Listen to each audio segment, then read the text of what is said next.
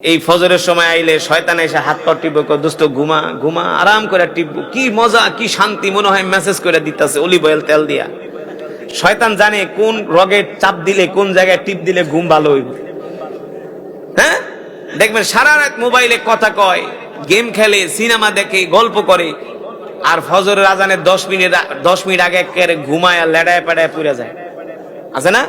সারা রাত সজাগ, আজানের 10 মিনিট আগে শেষ কাইচিত হয়ে একেবারে পড়ে যায়, আর ঘুমে থাকতে পারে না। এটার কারণ কি জানেন? এটার কারণ কি? হাদিস শরীফে আসছে, শয়তান আইসা মানুষের মাসাজ করে, মাসাজ, শরীর টিপা দেয়, ঘাট টিপে, চুল টিপে, মাথা টিপে। শয়তান জানে কোন জায়গায় টিপ দিলে তার ঘুম ভালো হইব। কারণ শয়তান তো আমাদের রগে রগে ঢুকতে পারে, জানেন না? শয়তান আমাদের রগে রগে ঢুকতে পারে, জয়েন্টে জয়েন্টে ঢুকে আমাদেরকে শরীর টিপা দেখে, ঘুমা ঘুমা। দেখবেন এত সুন্দর ঘুমা হে, ফজরের নামাজও শেষ, ঘুমও শেষ। ফজরের নামাজও শেষ, ঘুমও শেষ।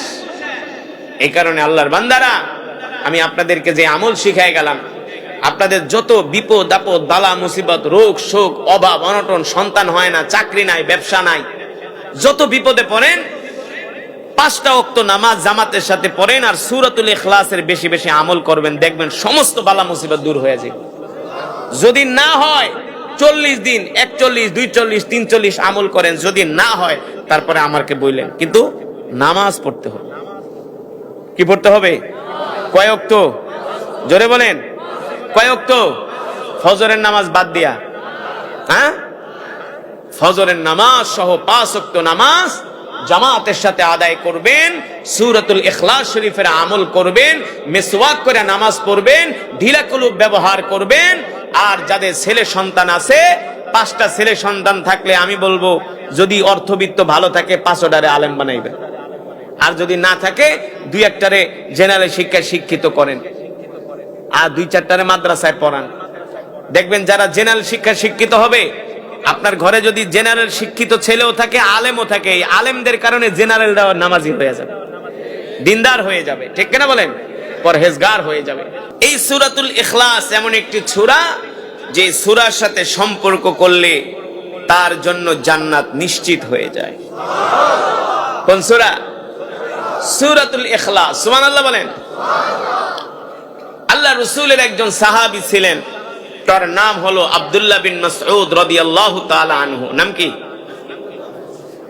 ফাকিহুল মুহাদ্দিসিন, সবচেয়ে বড় ফকিহ সাহাবী ছিলেন আব্দুল্লাহ বিন মাসউদ। আল্লাহ রাসূল সাল্লাল্লাহু আলাইহি সাল্লাম মক্কা থেকে হিজরত করে যখন মদিনায় গেলেন, মদিনাতুল মুনাওয়ারায় যাওয়ার পরে আল্লাহ রাসূল প্রথম নিজের হাতে একটি মসজিদ নির্মাণ করেছেন। সেই মসজিদের নাম কি? মসজিদে কোবা। মসজিদে কোবা, এই মসজিদটি আল্লাহ রাসূল সাল্লাল্লাহু আলাইহি সাল্লাম প্রথম নির্মাণ করেছেন নিজের হাতে। এই মসজিদটি বানিয়ে আল্লাহ রাসূল বলছে, বেলাল ওঠো, মসজিদে কোবার ছাদে উঠে আজান দাও। সুবহানাল্লাহ বলবেন না? বেলাল ওঠো, মসজিদে কোবার ছাদে উঠে আজান দাও। হযরত বেলাল হাবশী রাদিয়াল্লাহু তাআলা আনহু এই মসজিদে কোবার ছাদে উঠে আজান দিলেন।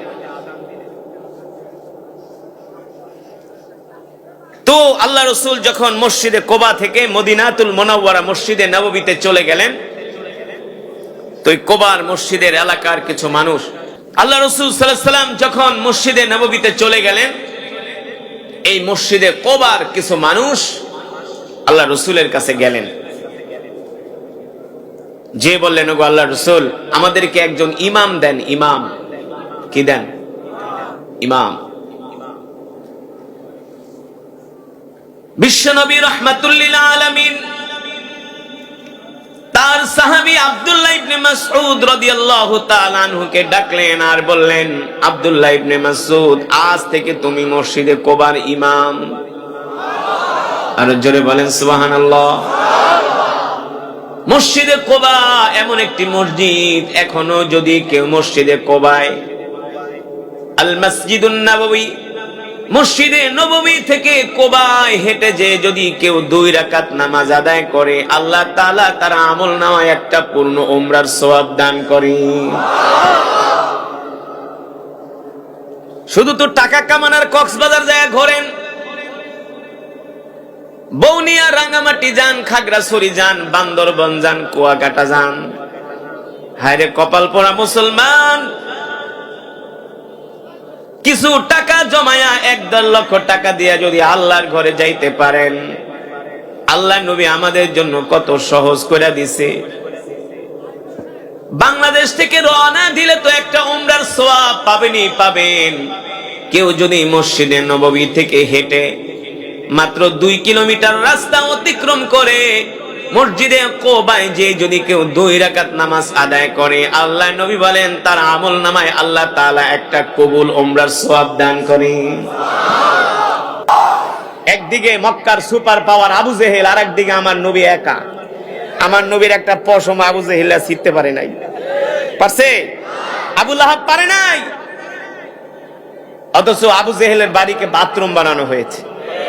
হাজী সাহেবরা মক্কায় যায় জনমের মতো পেশাব পায়খানা করে আবু জেহেলের বাড়িতে। হ্যাঁ, আর যে রসুলকে ওরা কষ্ট দিয়েছে সেই রসুলের কোটি কোটি উম্মত মদিনাতুল মুনাওয়ারায় যায় চোখের পানি ছেড়ে দিয়ে বলে আসসালাতু ওয়াসসালামু আলাইকা ইয়া রাসূলুল্লাহ। ঠিক কিনা বলেন? সূরাতুল ইখলাস এমন একটি সূরা, সাহাবী আবু সাঈদ আল খুদরি রাদিয়াল্লাহু তাআলা আনহু থেকে হাদিসটি বর্ণিত, তিরমিজির বর্ণনায় আসছে। আল্লাহর নবী বলেন, কেউ যদি সূরাতুল ইখলাস 3 বার তেলাওয়াত করে আল্লাহ তাআলা তার আমল নামায় পূর্ণ 1 খতম কোরআনুল কারীমের সওয়াব দান করে। এত মর্যাদার সূরা হলো সূরাতুল ইখলাস। সুবহানাল্লাহ বলেন। সাহাবী আব্দুল্লাহ ইবনে মাসউদ রাদিয়াল্লাহু তাআলা আনহু প্রতিদিন ইশারের নামাজের, ফজরের নামাজের শেষ রাকাতে সূরাতুল ইখলাস তেলাওয়াত করে। মুসল্লিরা একজন আর একজনকে বলে, বুঝলাম না, ইমাম সাহেব তো অনেক ভালো, ইমাম সাহেব তো কোরআনে হাফেজ, ইমাম সাহেব তো অনেক যোগ্য, কিন্তু তিনি প্রতিদিন ফজরের নামাজের শেষ রাকাতে সূরাতুল ইখলাস এই সূরাটা কেন তেলাওয়াত করে? কোরআনে কি আর অন্য সূরা নাই? মুসল্লিরা বৈশা বৈশা একজন আর একজনের সাথে প্রশ্ন করে। কিছু মুসল্লি বলে, চলো ইমাম সাহেবকে ধরি, যে জিজ্ঞেস করি, হুজুর কারণ কি আপনি এই সূরাটা কেন বারবার তেলাওয়াত করেন? কোরআনে কি আর সূরা নাই? আবার কিছু মুসল্লি বাধা দেয়, বলে না না, ইমাম সাহেবকে জিজ্ঞেস করো না, তাইলে কিন্তু চাকরি ছেড়ে চলে যাব, চাকরি ছেড়ে চলে যাবে। যোগ্য ইমাম পাইছি, ইমাম সাহেবকে কিছু বলা যাবে না। কিন্তু ইমাম সাহেব তো প্রতিদিন সে ফজরের নামাজের শেষ রাকাতে সূরা ইখলাস প্রতিদিনই তেলাওয়াত করে। মুসল্লিদের কথা হলো ঘুরিয়ে ফিরিয়ে অন্য সূরা পড়ুক, মাঝে মাঝে পড়ুক, কিন্তু না না না, ইমাম সাহেব প্রতিদিন সূরাতুল ইখলাস তেলাওয়াত করে। মুসল্লিদের মধ্যে একটা কানা ঘোষা শুরু হয়ে গেছে। এটা আমাদেরকে ইমাম সাহেবকে বলতেই হবে কেন তিনি এই সূরা প্রতিদিন তেলাওয়াত করে। কিছু মুসল্লি বলল, না না না, আমরা সরাসরি ইমাম সাহেবকে ধরবো না, আমরা মসজিদ কমিটির যিনি মুরব্বী আছে, মুতাওয়াল্লি আছে, আমরা তার কাছে যাই, যায় নালিশ করি।